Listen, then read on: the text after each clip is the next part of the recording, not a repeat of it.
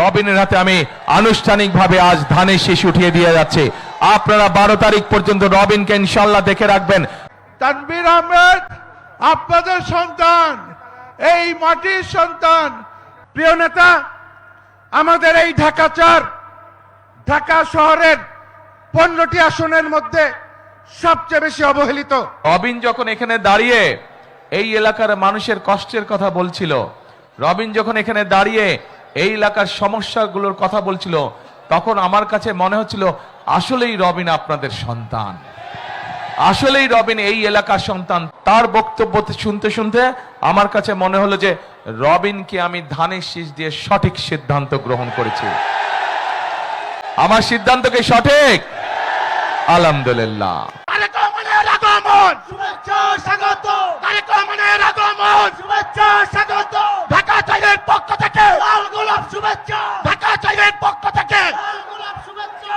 আমি শ্রদ্ধেয় প্রধানমন্ত্রীকে বলতে চাই, এই এলাকা আপনার নিজের এলাকা। আপনার মা আমাদের 3 বারের প্রধানমন্ত্রী যে কাজ দিয়েছে আমাকে, সেই কাজ, সেই ঢাকা 4 এবং 5-এ আমি উন্নয়ন করেছি। ধানের শীষ উন্নয়নের প্রতীক না ভাই? হাত ধরে দেখান। ধানের শীষ উন্নয়নের প্রতীক, শান্তির প্রতীক, কল্যাণের প্রতীক ধানের শীষ, তারেক রহমানের প্রতীক ধানের শীষ। এই ধানের শীষে ভোট দিয়ে আমরা বাংলাদেশ জাতীয়তাবাদী দলকে ক্ষমতায় এনে আমাদের নেতা তারেক রহমানকে আগামী দিনের প্রধানমন্ত্রী করবো ইনশাল্লাহ। ধানের শীষ উন্নয়নের প্রতীক, ধানের শীষ উন্নয়নের প্রতীক, শান্তির প্রতীক, কল্যাণের প্রতীক ধানের শীষ, তারেক রহমানের প্রতীক ধানের শীষ। এই ধানের শীষে ভোট দিয়ে আমরা বাংলাদেশ জাতীয়তাবাদী দলকে ক্ষমতায় এনে আমাদের নেতা তারেক রহমানকে আগামী দিনের প্রধানমন্ত্রী করবো ইনশাল্লাহ। এই প্রত্যাশা রেখে আপনাদের সকলকে আন্তরিক কৃতজ্ঞতা জানিয়ে আমি আমার বক্তব্য শেষ করার আগে শুধু একটা কথা বলতে চাই। তানভীর আহমেদ আপনাদের সন্তান, এই মাটির সন্তান। তানভীর আহমেদ রবিনকে আপনারা ধানের শীষে ভোট দিয়ে জয়যুক্ত করবেন তো ইনশাল্লাহ? হাত তুলে দেখান যে আমরা তানভীর আহমেদকে ধানের শীষে ভোট দিয়ে জয়যুক্ত করব। যেই পর্যন্ত আমরা রেজাল্ট সিট হাতে না পাবো, সেই পর্যন্ত আমরা কেন্দ্র ছেড়ে আসবো না।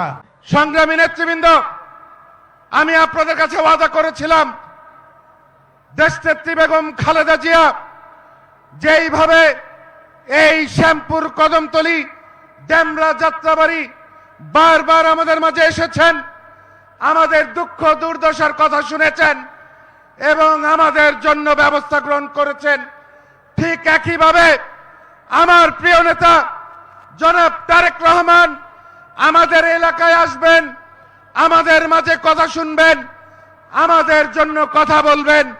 আজকে আল্লাহ পাকের দরবারে লাখো কোটি শুকরিয়া আদায় করছি, আমাদের দোয়া আল্লাহ পাক কবুল করেছেন।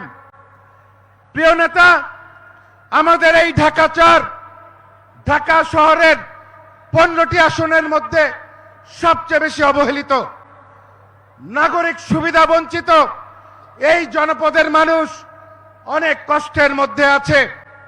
আপনি জানেন 2টি থানা দিয়ে আমাদের এই আসন গঠিত এবং 9টি সিটি কর্পোরেশন ওয়ার্ড আছে।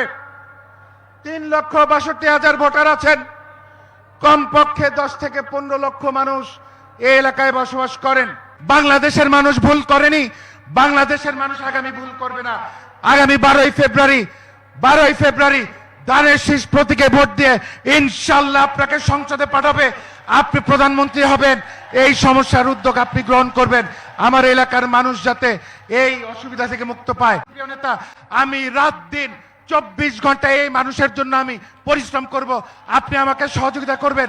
যেইভাবে দেশনেত্রী বেগম খালেদা জিয়া এই এলাকার মাটি ও মানুষের নেতা জনাব সালাউদ্দিন আহমেদকে একটি প্রত্যন্ত গ্রামাঞ্চল থেকে শহর রূপান্তরিত করার সূচনা করার সুযোগ দিয়েছিলেন। 4-এর এই নির্বাচনী জনসভায় উপস্থিত মুরব্বীবর্গ, উপস্থিত মা বোনেরা, উপস্থিত আমার ধানের শীষের প্রার্থী রবিন, উপস্থিত আমার সহকর্মীবৃন্দ এবং নেতৃবৃন্দ, আসসালামু আলাইকুম। আসসালামু আলাইকুম। হ্যাঁ, কেমন আছেন আপনারা? ভালো আছেন? আচ্ছা, ঠিক আছে। তো এখন এই যে একটু আগে রবিন যে বক্তব্য রাখলো, এই রবিনকে চেনেন আপনারা? কে কে রবিনটা কে? এই এলাকার ছেলে, আপনাদের সন্তান, আর কি ধানের শীষের প্রার্থী। তো রবিন যখন এখানে দাঁড়িয়ে এই এলাকার মানুষের কষ্টের কথা বলছিল, রবিন যখন এখানে দাঁড়িয়ে এই এলাকার সমস্যাগুলোর কথা বলছিল, তখন আমার কাছে মনে হচ্ছিল আসলেই রবিন আপনাদের সন্তান, আসলেই রবিন এই এলাকার সন্তান। তা না হলে এত নিখুঁতভাবে এলাকার সমস্যাগুলো তুলে ধরতে পারে না, এত নিখুঁতভাবে মানুষের কষ্টের কথা কেউ বলতে পারে না। যেই মানুষটা সারাটাক্ষণ এলাকার মানুষকে নিয়ে ব্যস্ত থাকে, যেই মানুষটা সারাটাক্ষণ নিজের এলাকার উন্নয়নের কথা চিন্তা করে, একমাত্র সেরকম মানুষের পক্ষে সম্ভব এত সুন্দরভাবে, এত পরিষ্কারভাবে এলাকার কষ্ট এবং মানুষের কষ্ট এবং এলাকার সমস্যার কথা তুলে ধরা। এবং তার বক্তব্য শুনতে শুনতে আমার কাছে মনে হলো যে রবিনকে আমি ধানের শীষ দিয়ে সঠিক সিদ্ধান্ত গ্রহণ করেছি। আমার সিদ্ধান্ত কি সঠিক? আলহামদুলিল্লাহ। এখন প্রিয় ভাই বোনেরা, এই যে এলাকার মানুষের জন্য হাসপাতাল প্রয়োজন, এই যে এলাকার মানুষের জন্য কি জিয়া সরণী খাল পর্যন্ত, এই যে এইদিকে যে মাথাওলে যে কবরস্থান আছে, এখানে যাওয়ার জন্য যে রাস্তা প্রয়োজন, এই যে যেই সমস্যাগুলো নিয়ে আলোচনা হলো, এইরকম সমস্যা, এই যে এলাকার মানুষের কর্মসংস্থানের সমস্যা, এই যে মিল ফ্যাক্টরিগুলো বন্ধ হয়ে যাচ্ছে, এই কাজগুলো আমাদের পক্ষে করা সম্ভব ইনশাল্লাহ।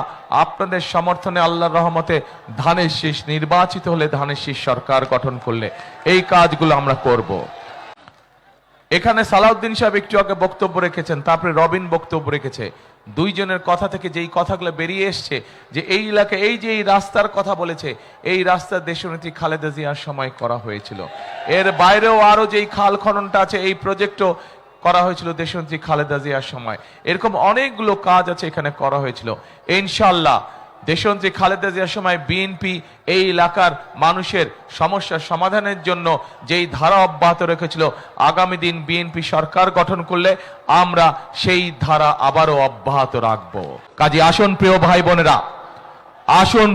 বোনেরা, 12 তারিখকে যে নির্বাচন, আমরা এই জনসভায় দাঁড়িয়ে আজকে শপথ গ্রহণ করি যে এই আজকের জনসভা শুধু জনসভা না, এই জনসভায় শপথ গ্রহণ করব যে 12 তারিখে নির্বাচন যাতে দেশ গড়ার নির্বাচন হয়। 12 তারিখে নির্বাচন জনগণের ভাগ্য পরিবর্তনের নির্বাচন। আজকে এটিই হোক আমাদের জনসভার প্রধান শপথ, এটিই হোক আমাদের জনসভার প্রতিজ্ঞা। আছেন নাকি আপনারা দেশ গঠনে আমার সাথে? আছেন নাকি আপনারা প্রতিজ্ঞা গ্রহণে যে ইনশাআল্লাহ 12 তারিখে নির্বাচন হবে, দেশে গঠনের নির্বাচন, মানুষের ভাগ্য পরিবর্তন নির্বাচন? সঠিক কি ভাই? গলার জোর কই গেল? সঠিক ইনশাআল্লাহ। প্রিয় ভাই বোনেরা, শহীদ রাষ্ট্রপতি জিয়াউর রহমান একটি কথা বিশ্বাস করতেন, বেগম খালেদা জিয়া একটি কথা বিশ্বাস করতেন, আমিও তাদের সন্তান হিসেবে একটি কথা বিশ্বাস করি। কি সেই কথাটি? করব কাজ, গড়ব দেশ, সবার আগে বলেন দেখি এবার, করব কাজ, সবার আগে বাংলাদেশ। প্রিয় ভাই বোনেরা, এই কথাগুলো বলে আপাতত আমি আমার বক্তব্য শেষ করছি, এইখানে উপস্থিত বক্তব্য শেষ করছি। ইনশাআল্লাহ 12 তারিখে আপনারা আমাদের ধানের শীষের প্রার্থী এই যে রবিনের হাতে আমি আনুষ্ঠানিকভাবে আজ ধানের শীষ উঠিয়ে দিয়ে যাচ্ছি। আপনারা 12 তারিখ পর্যন্ত রবিনকে ইনশাআল্লাহ দেখে রাখবেন।